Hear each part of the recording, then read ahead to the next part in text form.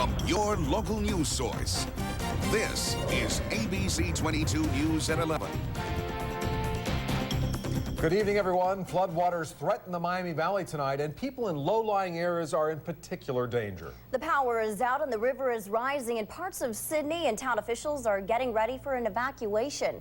ABC 22's Don Hammond is live in the newsroom with tonight's top story. Don? Main problem it appears the city of Sydney is dealing with right now are power outages caused by trees falling onto power lines. But there are some spots near the river that are threatening to flood, including a place called Hidden Valley. We have some pictures of the trailer park fresh from the scene there. This is in the Shelby County town of Pasco, that is just east of Sydney on Route 29, right next to the Great Miami. We left this scene about 2 hours ago, and at this point, no evacuations have begun. No trailers were underwater. In fact, the backyards have been protected by a row of sandbags that were put in place this afternoon.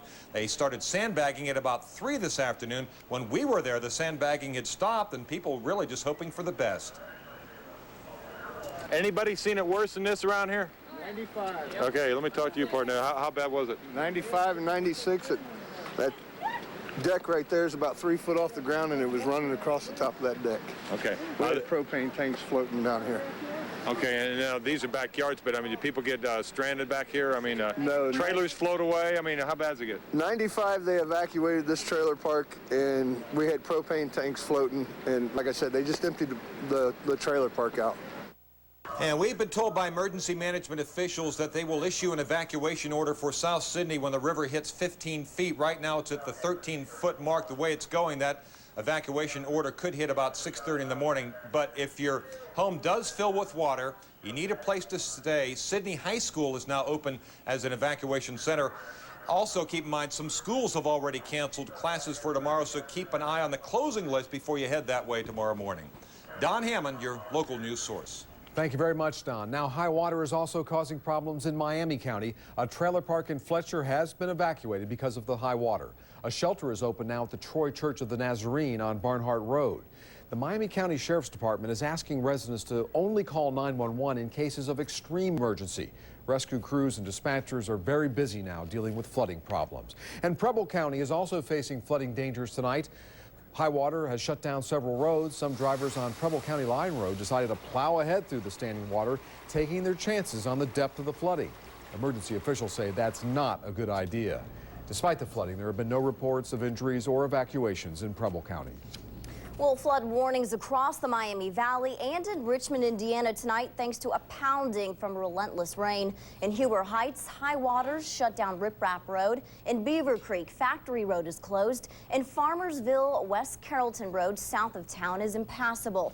And in Richmond, drivers find out Frank Myers Road is flooded and must take another route.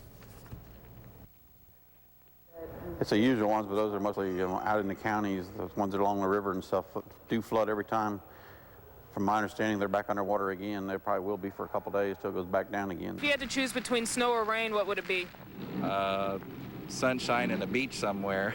I hear that, and officials say drivers can prevent hydroplaning if they avoid driving over roads with standing water.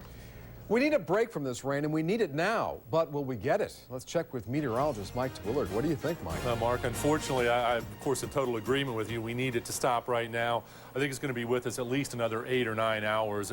Basically, the remainder of the overnight, we're going to continue to look at soaking rains. Caught a bit of a break as things kind of lightened up a little bit over the past couple of hours. In fact, the rain actually stopped for a bit up around Salina and Wapakoneta, but now filling back in.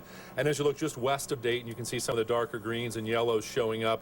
So it looks like the rainfall is going to begin to pick up in intensity once again. And unfortunately, as we look westward and southwestward, Indiana almost entirely covered. That's the case with Illinois as well. This all moving off to the north and east, but as you can see, still several hours of rain coming our way, and it's certainly going to continue to cause problems. Temperatures, of course, the other issue. We're at 33 here in Dayton. Temperatures likely not to change much. In fact, could even go up a degree or so, but just north of I-70, that's where everything has really been a problem as far as the ice, especially especially up in Mercer, Darke County, Auglaize, Shelby, over into Logan. It looks like you could pick up to an inch of ice accumulation, and that's impressive. But what's really more incredible, nearly 3 inches of rain have fallen in that area, and you're talking an inch of accumulation been simply falling way too fast to melt. A lot of that just running off, of course, into the creeks and rivers. Just north of town, a very narrow band of lighter ice accumulation, and then here in the Dayton area, it looks like it's just going to be a rainy night.